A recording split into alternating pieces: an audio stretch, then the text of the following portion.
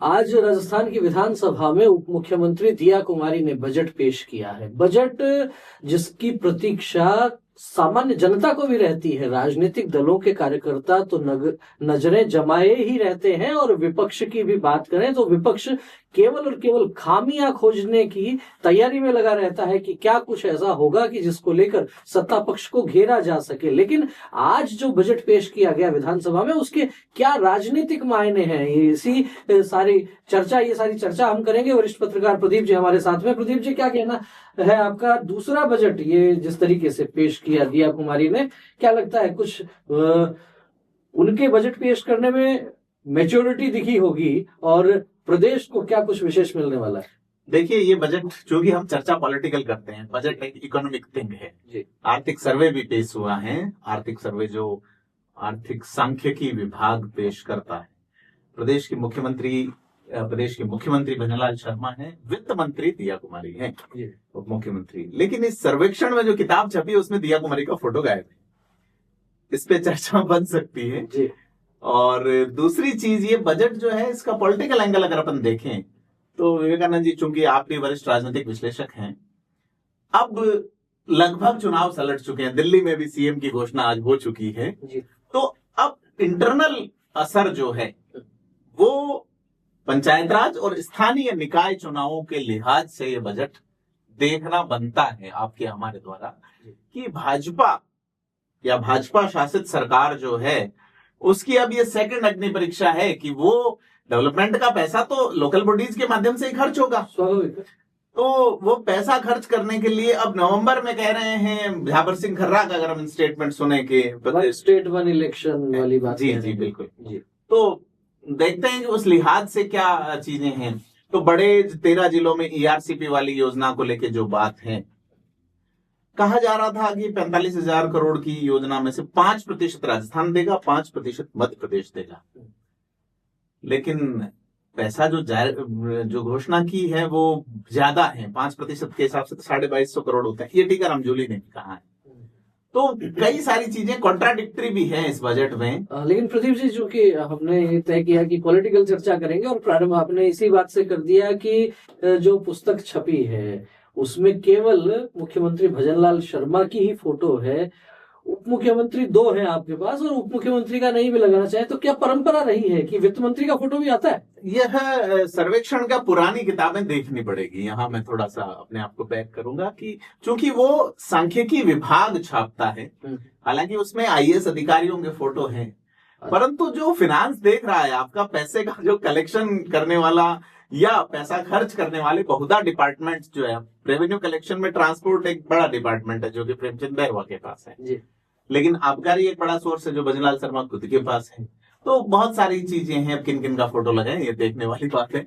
परंतु कुल मिला के अगर देखो बजट को, तो बजट में एक बड़ी चीज जो देखने में आई है वो है कि सरकारी नौकरियां इसी बजट में 1.25 लाख घोषणा जो है, क्योंकि कैलेंडर के अनुसार अगर 1.25 लाख नौकरियां नई आती हैं तो राजस्थान के लिए बड़ी सौगात होगी। मुझे याद आता है वसुंधरा राजे मुख्यमंत्री थी 2003 से 2008 के बीच और घनश्याम तिवाड़ी उस दौर में शिक्षा मंत्री हुआ करते थे।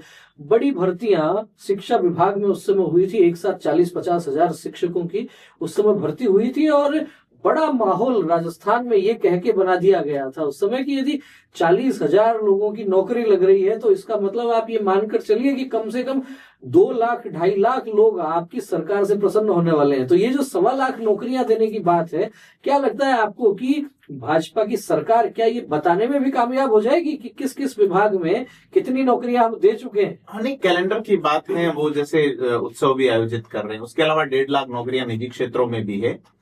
जॉब अगर लोगों को मिलेगा तो जॉब से प्रॉस्पेरिटी आती है, लोगों में राइचसनेस इन द माइंड, जो कलाम कहते हैं कि दिमाग में जब आपकी धनिकता आएगी तब आपके परिवार में सौहार्द होगा। Harmony in the family, if we have harmony in the family there will be order in the nation, and if we have order in the nation there will be peace in the mind. Kalam का बहुत प्रसिद्ध जो है वो UN assembly में दिया हुआ speech है कि विश्व शांति का जो मार्ग है वो इस प्रॉस्पेरिटी से निकलता है कि परिवार में शांति है। तो नहीं, आपने बहुत अच्छी बात ये कही अंग्रेजी में। मेरे को इसी से संबंधित जो है एक बात संस्कृत में याद आ गई। हम लोग अक्सर बोलते हैं कि विद्या ददाति विनयम विनयाद्याति पात्रताम पात्रत्वात् धर्म आपनोति धनात् धर्मम ततः सुखम।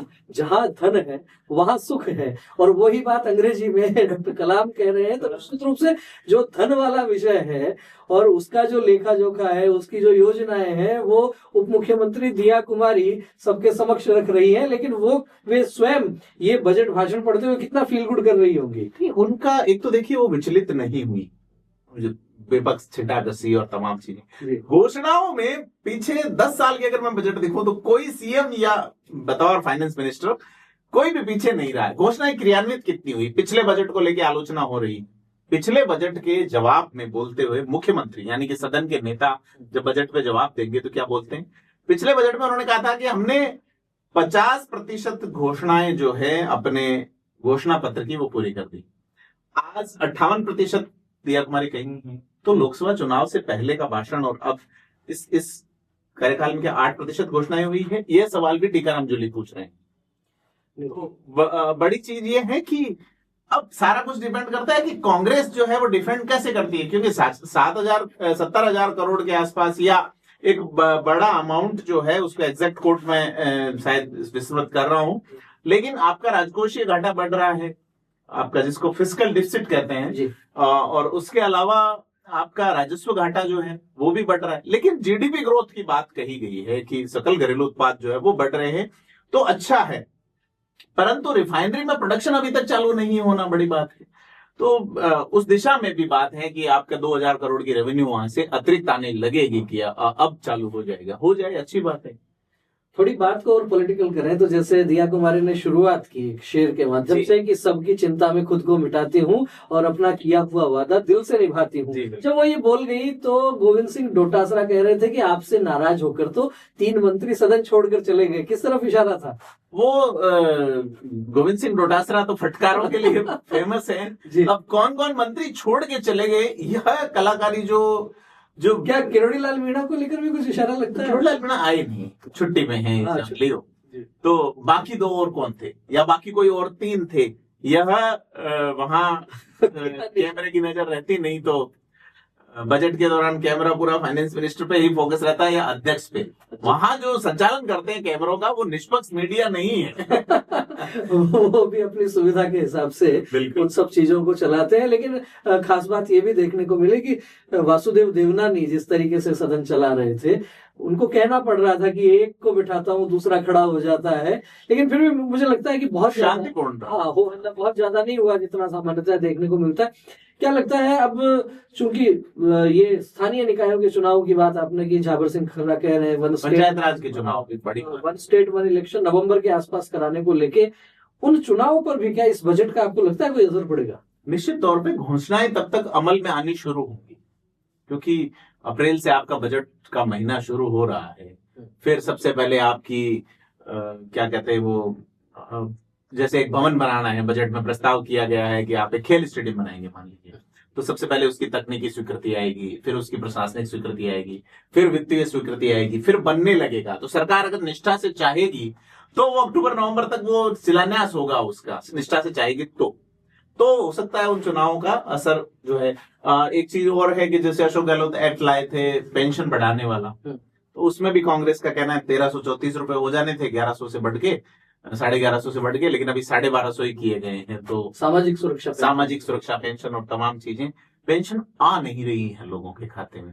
तो क्या चुनाव से पहले अगर पेंशन नहीं आई तो ये बड़ा असर करेगा चुनाव में। पेंशन जो है वो टेंशन देगी सरकार, टेंशन नहीं दे, इसके लिए उनको थोड़ा सा सक्रिय और सजग होना पड़ेगा। साथ ही साथ एक बात पर और मेरा ध्यान जाता है कि भारतीय जनता पार्टी की सरकारें जब भी बजट पेश करती है कहीं ना कहीं उसमें एक अपनी विचारधारा का छौंक जरूर लगाती है। और इस बजट में भी जिस तरीके से 2 बार ये सुना गया कि सरकार जो है वो वैदिक टूरिज्म को बढ़ावा देने की बात कर रही है, साथ ही साथ वैदिक शिक्षा को भी बढ़ावा देने की बात है, उससे भी रोजगार सृजित करने की बात आ रही है। क्या कहना चाहेंगे? अपने समर्थकों को, अपने विचारधारा के शुभचिंतकों को प्रसन्न करने का प्रयास? देखिए, अपने वोटर के लिए तो सभी करते हैं, खास करके गांधी, राजीव गांधी, इंदिरा गांधी ऐसे शब्द हम कांग्रेस के बजट के वक्त सुनते हैं। तो हमने आज गुरु गोलवलकर के नाम पे एक योजना सुनी, हमने दीनदयाल उपाध्याय के नाम पे एक योजना सुनी, हमने ये वैदिक टूरिज्म वाला सुना। तो ये वैदिक टूरिज्म और ये चीजें अच्छी है। अगर आप ये देखिए कि भारत में जंतर मंत्र चाहे दिल्ली का हो चाहे जयपुर का हो, तो वो वैदिक सिस्टम से बनी हुई चीजें हैं। तो और उसमें विदेशों से टेक्निक भी आई है, तो टेक्निकल समावेशिता की बात भी कही गई है। मेन चीज है कि जो घोषणाएं उन्होंने एंटरप्रेन्योरशिप और इन्वेस्टमेंट को लेके की है, और उसमें सोलर से इतर उतर के अगर कुछ इन्वेस्टमेंट आता है, जैसे महिलाओं के लिए उन्होंने 150 करोड़ का प्रावधान किया, महिलाओं और युवाओं के लिए, अगर वो एंटरप्रेन्योरशिप करती हैं तो उनको ब्याज में सब्सिडी और तमाम चीजें, और पत्नी के साथ अगर आप प्लॉट खरीदते हैं जी तो उसमें छूट और ये सारी स्टाम्प ड्यूटी में छूट देने की बात। बिल्कुल। साथ ही साथ एक बात और भी ध्यान में आती है कि जैसे विचारधारा की बात करते हैं, कांग्रेस पार्टी की तरफ से बजट पेश होता है तो इंदिरा गांधी का नाम, राजीव गांधी का नाम ये देखने को मिलते हैं। आपने कहा राजीव गांधी हेलीकॉप्टर वाला एरो एक्सप्रेस वाली वो यूनिवर्सिटी की बात पिछले बजट में अशोक गहलोत के मुख से सुनी थी 2023 में, लेकिन अब उस पे कोई बजट पे चर्चा नहीं है, तो कई योजनाएं तो हवा में ही उड़ गई। भाजपा जब बजट पेश करती है तो जैसा आपने कहा दीनदयाल उपाध्याय का नाम आता है, श्यामा प्रसाद मुखर्जी का नाम आएगा, गुरु गोलवलकर का नाम आता है।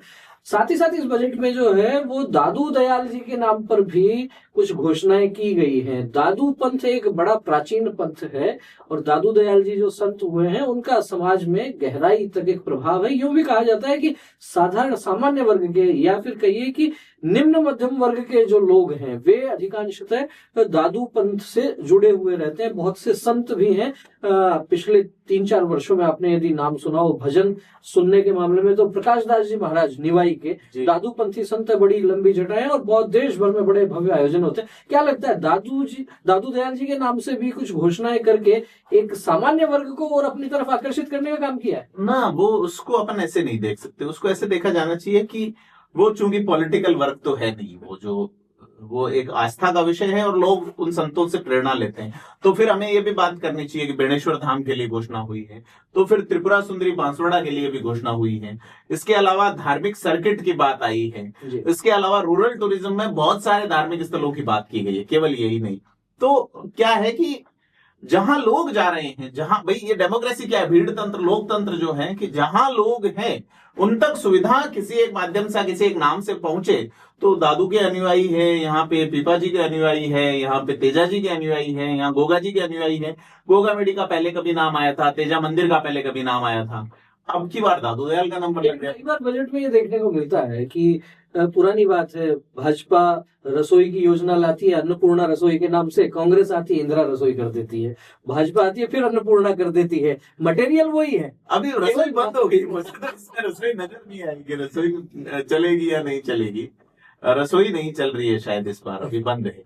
पहले लेकिन जिस तरीके से नाम बदले जाते हैं केवल वो अपने विचार के कार्यकर्ताओं को प्रसन्न करने के लिए ये सारे दिखाया जाता है कि सरकार बदल गई है, चीजें बोर्ड बदलते हैं, कलर बदलता है, ये तो असर जब तक आप देखोगे, आप ग्रामीण इलाकों में कभी जाएं तो जब नया थानेदार आता है तो सबसे पहले वो हेलमेट के और ये मोटर व्हीकल के चालान करता है, पता लग जाता है कि तो नया एसएचओ आ गया है। फिर लोग फोन करते हैं विधायक जी को कि साहब हमारी गाड़ी पकड़ ली, तो वो कहते हैं भाई चलो ठीक है छोड़ो, तो राम राम भी हो जाती है। यह सरकारी तंत्र का अथॉरिटी के आमद जो है उसके प्रतीक है ये चीजें। खासतौर पर लगता क्या है आपको, राजनीतिक रूप से बात करें तो जो बजट ये पेश किया गया है कौन से वर्ग को खास तौर पर फोकस किया गया है? बेसिकली यूथ को, यूथ एंड फीमेल्स, उनकी बात करते हैं तो युवाओं में तो खास और बुजुर्गों के लिए एक अच्छी योजना आई है जिसकी तारीफ करनी बनती है। वो है कि 70 साल से अधिक उम्र के कोई बुजुर्ग हैं तो उनको दवाई घर तक पहुंचाने की योजना है। आजकल एकल परिवारों में बुजुर्गों के साथ बड़ी समस्या हो रही है, वो किसके सहारे जाए। और चलो संयुक्त परिवार भी है तो एक व्यक्ति अपना काम छोड़ के जा रहा है वहां, तो यह है कि आप तक चीजें घर तक आ रही हैं, तो ये निश्चित रूप से इस योजना की प्रशंसा करनी ही चाहिए। घर पर जो है 70 वर्ष से अधिक के जो बुजुर्ग हैं उनको घर पर दवाई मिलेगी। मैं कई बार गांव में जाता हूं और हॉस्पिटल यदि जाकर देखता हूं तो बड़े बुजुर्ग, केवल 70 नहीं 75-80 वर्ष तक के बुजुर्ग वहां जाके लाइन में लगते हैं, बड़ी तकलीफ रहती है। तो निश्चित रूप से सरकार का ये जो कदम है, ये संवेदनशील कदम है, इसकी प्रशंसा की जानी चाहिए। और कौन सी क्या खास बात आपको लगती है जो बहुत प्रभावित करती है और आम आदमी को जिससे बड़ी नौकरियों वाली जो घोषणा हुई है, तो अगर नौकरियां मिल जाती है एक साथ आती हैं तो एक तो लास्ट 5वें साल में आप घोषणा करते हैं, बर्डन नहीं रहेगा। चयन प्रक्रियाओं पे बहुत अच्छी चीजें होंगी। अगर लगातार हर साल आप घोषणाएं करते रहे और उन घोषणाओं को अमल में लाते रहें कैलेंडर वाइज, तो क्या है, नहीं तो फिर क्या होता है कि 5 वैकेंसी 25 वैकेंसी एक साथ आई है, तो फिर वो बच्चे कहते हैं साहब मैं वो एग्जाम भी दे रहा हूँ, वो कोर्ट पहुंच जाते हैं साहब मेरी डेट वो डिले कराओ, ये कराओ। तो ये एक सतत प्रक्रिया होनी चाहिए और इस सरकार में पिछले 1-1.5 साल में देखने को मिल रहा है, अच्छा है। और दूसरा, प्राइवेट सेक्टर में इन्वेस्टमेंट में स्थानीय लोगों को रोजगार की जो बात कही गई है वो अच्छी है। 1.5 लाख लोगों को हम रोजगार दिलाएंगे राजस्थान के, तो अच्छी चीज है कि राजस्थान को एक अलग तरह की चर्चा और करना चाहेंगे साथ में। आपका भी पत्रकारिता का लंबा अनुभव है, मैंने भी रिपोर्टिंग भी की है और ये बजट वगैरह पर प्रतिक्रियाएं वगैरह ये भी देखते रहते हैं।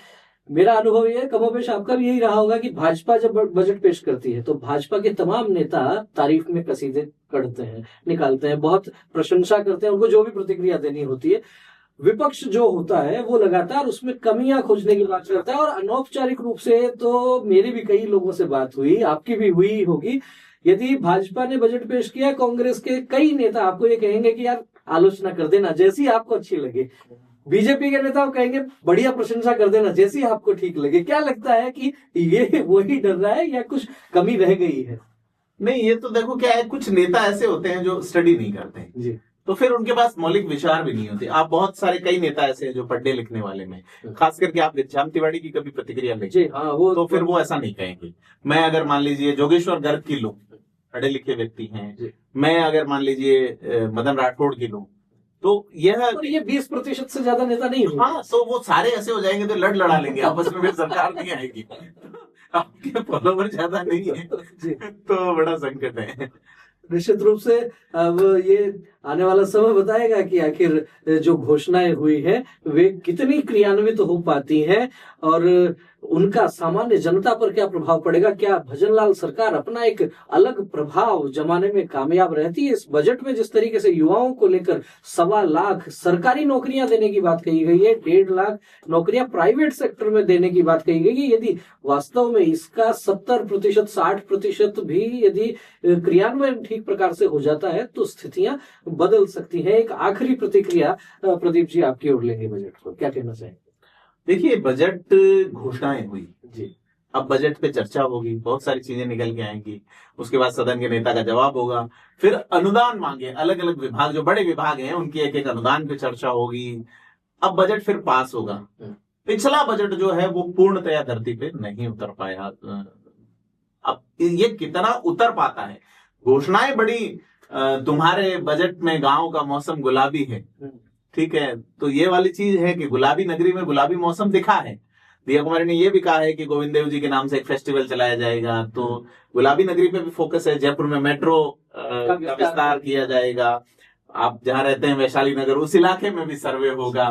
तो उम्मीदें तो जगती हैं, लेकिन ये उम्मीदें तब पूरी हो जाए जो हमारे बाल बचे हुए हैं इनके गिरने से पहले, तब अच्छा है। चलो, इस सवाल के साथ इस एपिसोड को विराम देने का सोच रहा था मैं, लेकिन एक प्रश्न और दिमाग में आ गया कि जिस तरीके से इतने जिम्मेदार लोग हैं, उप मुख्यमंत्री, वित्त मंत्री है, सरकार वहां बैठती है, वहां घोषणाएं होती हैं एक वित्त वर्ष के लिए। सामान्य रूप से जो बजट आता है एक वित्तीय वर्ष के लिए आता है, लेकिन यदि 50% 60% तक ही पूरी होती है तो फिर आखिर ये जवाबदेही किसकी होगी? क्या इस पर कोई कानूनी रूप से कार्रवाई करने का जनता का अधिकार नहीं बनता है कि आपने सब्जबाग तो बहुत दिखा दिए, आपने सपने तो बहुत दिखा दिए, आपने घोषणाएं तो बहुत कर दी, पर क्या आपने जनता को बेवकूफ समझ रखा है कि आप 100 बातें कह के और 50 भी पूरी नहीं कर पाएंगे? देखिए, ये चुनाव आयोग ने पहले, जब ये तो सरकार का बजट है, जो घोषणा पत्र जारी करते हैं जो चुनाव से पहले, तो उसमें भी चुनाव आयोग ने कहा कि आप अगर ये कह दोगे कि साहब मैं चांद तक सीढ़ियां लगा दूंगा और लोगों से वोट ले लोगे।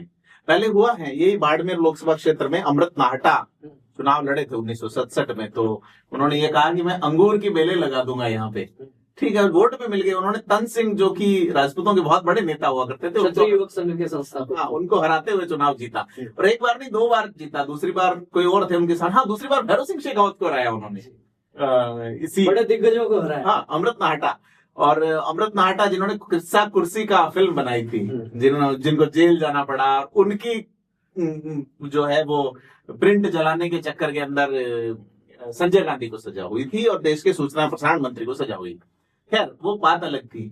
लेकिन ये है कि आप अंगूर की बेलें नखलिस्तान में, रेगिस्तान में नखलिस्तान में लगाने की बात कर रहे हैं, तो चुनाव आयोग ने कहा कि आप घोषणा वही करिए जो शपथ पत्र लिखिए और उसके लिए सीए द्वारा वेरीफाइड करिए कि हमारे पास बजट में संसाधन है या नहीं। आप जिस राज्य का सरकार बनाने जा रहे हो वहां आपका बजट कितना है, तो उस हिसाब से फिर घोषणा पत्र आने लगे।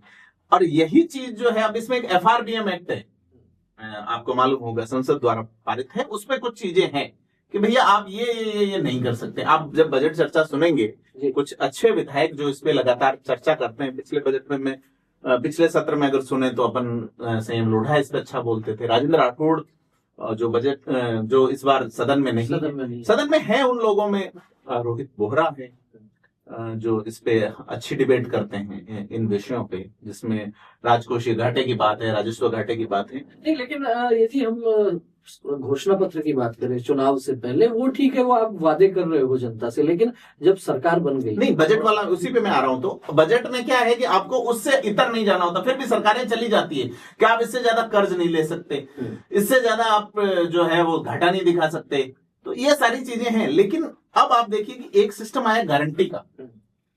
अशोक गहलोत गारंटी की योजनाएं लेके आए। गारंटी कौन देते हैं?